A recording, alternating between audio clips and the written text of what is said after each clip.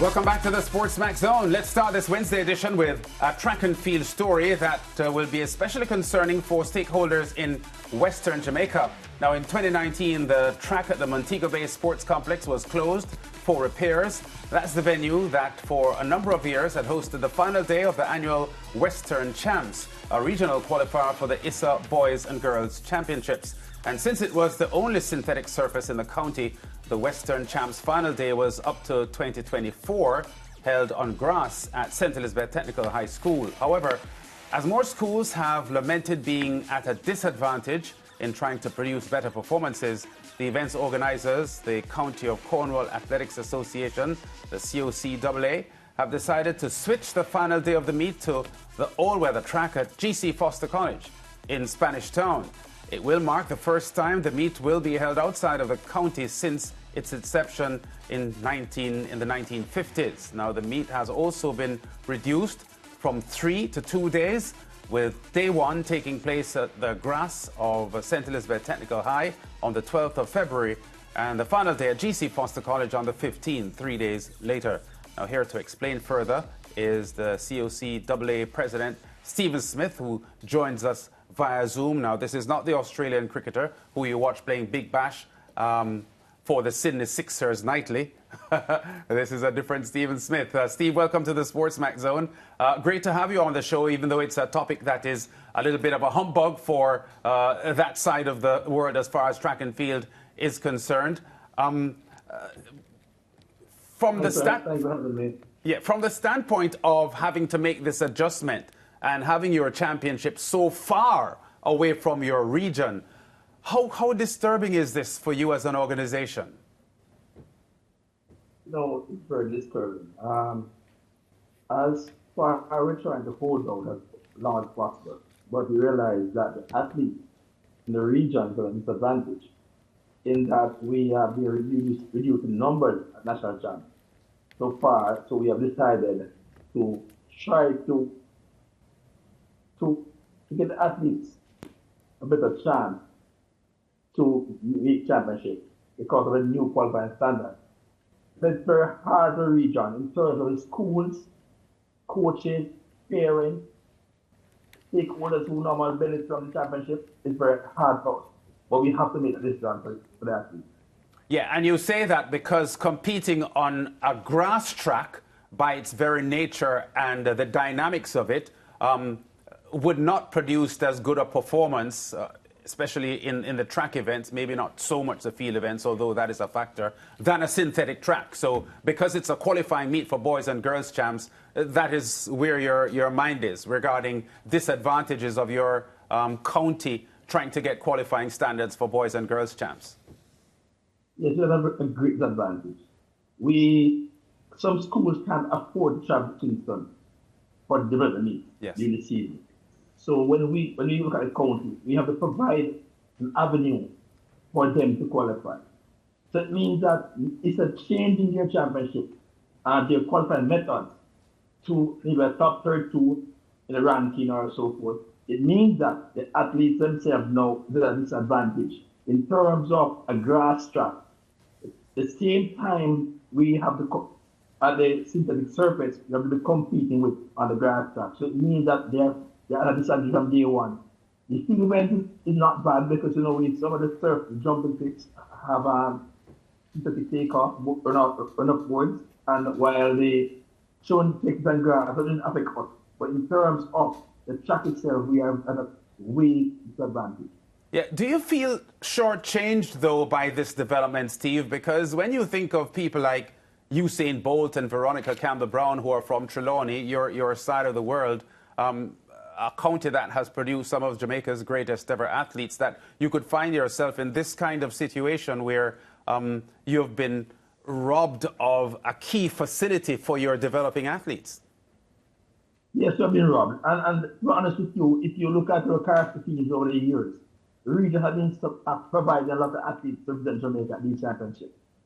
And even at the Olympics, the last one we have was Watson, who had made the 400 meters with the last World Games. So it means that we have a lot of persons, a lot of athletes out there who have a potential to make the world beaters.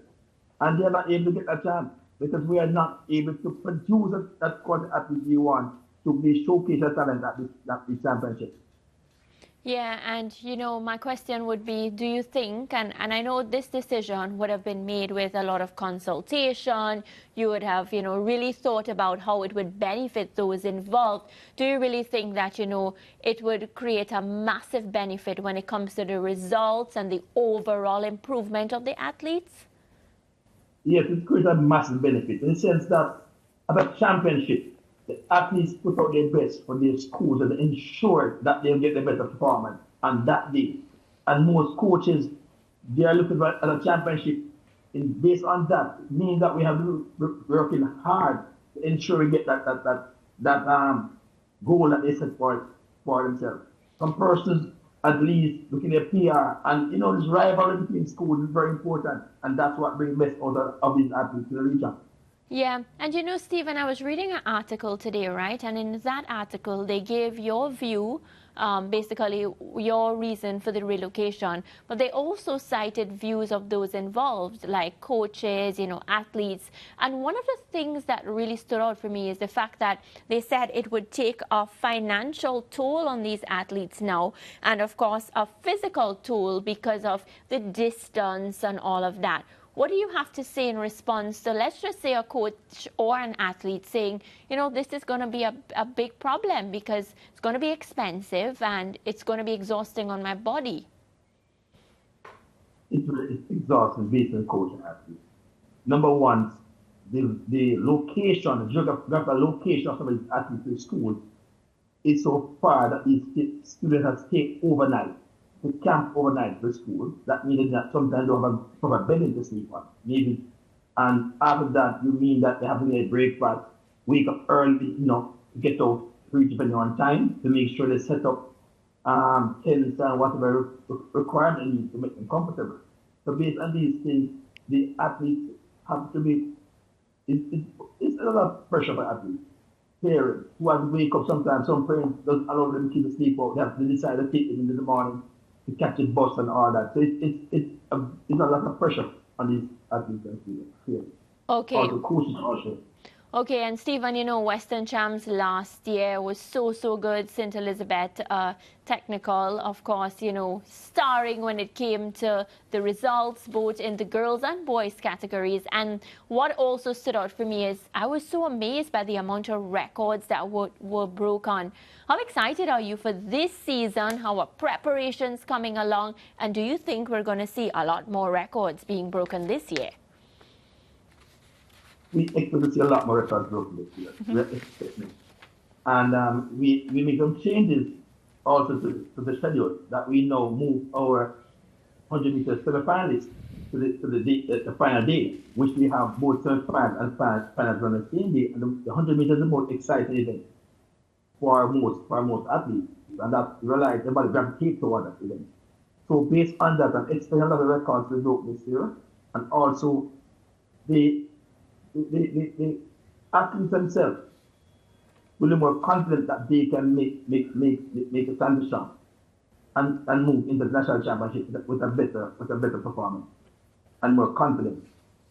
And Steve, the ownership structure for where there was a bid out for the ownership structure for the Montega Bay Sports Complex, which is moving in a direction of heavy investment in the facility and word of a refurbished facility, which would mean the track being improved, refurbished, rebuilt, and other pluses to the overall venue as a sporting complex. How much are you anticipating that being done quickly enough and the prospects of it boosting the track and field landscape in Western Jamaica? To be honest with you, I'm just looking and watching and hoping, because to lay a track, it costs millions.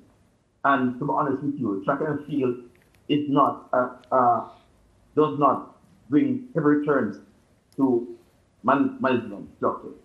So based on that, I'm not sure how fast will they get that up. And it is based on the stakeholders and hoping that the government will not just leave them alone to try to get in, because to get that track in, it's a very big investment.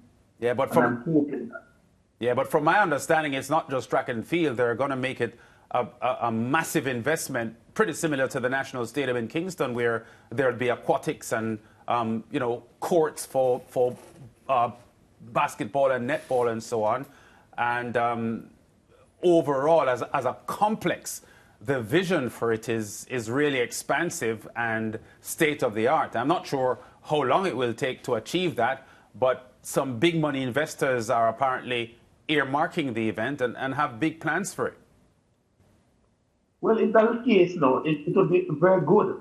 But I believe in that if it be taken in strides to say which one goes first, I mean, I would have better seen it happening earlier than later.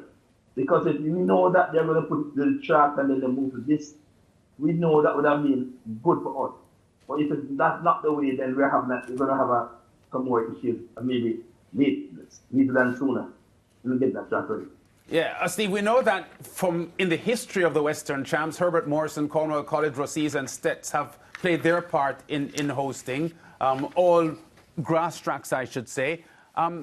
Doesn't that your side of the world feel a little envious that schools like Calabar, Jamaica College, Kingston College, all in the Kingston and St. Andrew area, now have synthetic tracks, and there's no school in your side of the world which has been able to achieve that? It's very painful. It's very painful. I mean, over the years, we have gone to different meetings, and I think we had one year we have the Intersport, in the High School Infrastructure Development Fund, which was that those schools got some of those money from to put in those tracks. And until now, within this region, we have not seen a school benefited from that program, which is the SDF and the sugar industry. So it's very bitter also to know that no school in the region has a track and is being helped to get a track. Yeah, but to be fair, though, I think a lot of the infrastructure in the schools that I just mentioned would have come from investments from their past students who have dipped very deep into their pockets to, upgrade the level of their track and field facilities. I say JC, Calabar and Kingston College. And I think it's well documented that their past students association played a major role in having these things established. Yes, but also if you realize, years ago we had this meeting, and let's speak about the High School Infrastructure Development Fund with the SDF and also the sugar industry. They were giving 15 million to these schools, and what had happened, these schools got their money, and the past students, the stakeholders, went in to help them to develop these tracks. And if I'm saying if that had been done in this region, we maybe have stakeholders come on board, at least to one school, to come on board to assist in getting that track up. So I think it's not a case of not that stakeholders are not willing, but they're not given the opportunity. Yeah, key sporting personalities in the region, right throughout the Caribbean, Steve, have spoken about government and countries not investing in sport in the way they should.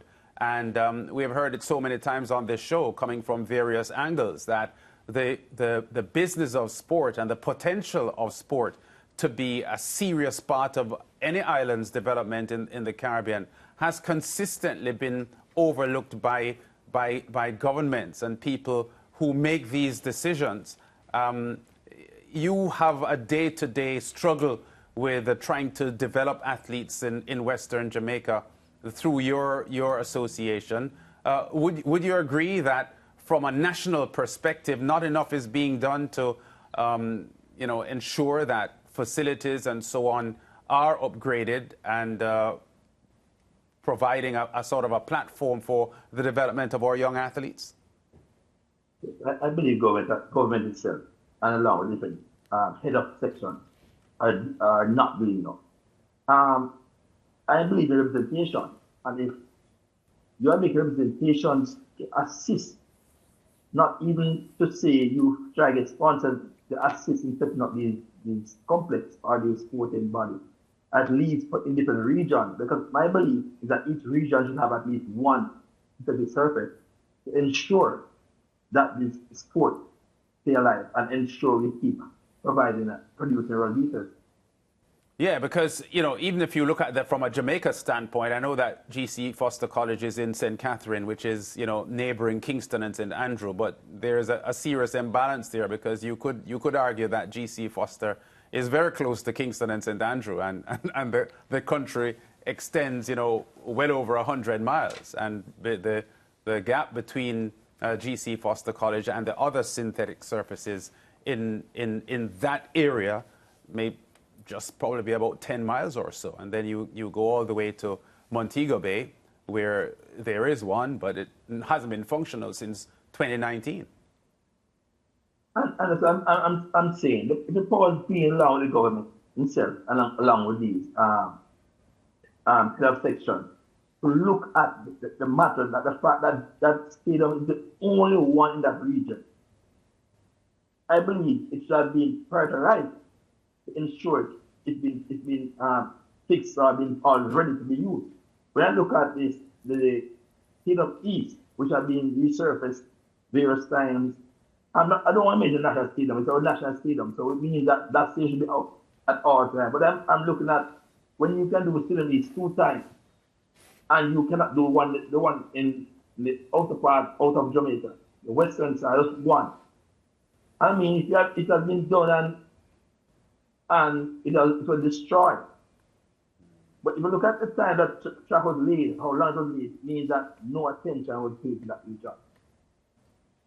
Yeah, you know, we have to sympathize with your point there, Steve, because it is a sore point, and we do hope, expect, that the powers that be will do everything to ensure that the Montega Bay Sports Complex and the synthetic track surface there is resuscitated, because I see that the football field has been resuscitated to stage matches in the Jamaica Premier League and so on, but track and field continues to suffer. We're less than a month away now from your Western Champs, February 12 and 15, and we hope that your organization can pull through with your staging at St. Elizabeth Technical and GC Foster College, and really hope that for 2026 something could be done in a tangible way to ensure that the Montega Bay complex is resuscitated for track and field, and you not have your athletes have to travel so far, over 100 miles in many instances, to complete your 2-day meet. Well, I say 2-day now because it's normally a 3-day meet. But Steve,